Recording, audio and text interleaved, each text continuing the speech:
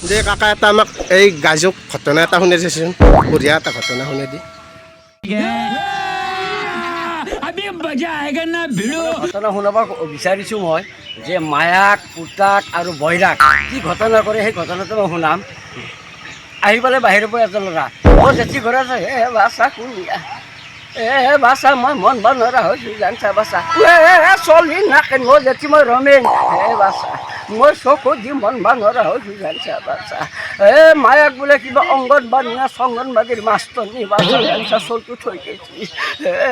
মোৰ জেঠি তোৰ ভৰিত কি হৈছে বাছা নকবি ৰাতি মোৰ পুৰা হৱা লাগিল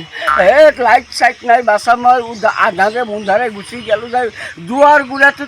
গালতি গেছি বাছা জানছা মোক নকওঁ চলি নাকেন জেঠি মই ঘৰত যায় বাছা যাবি তই কি কৰি আছা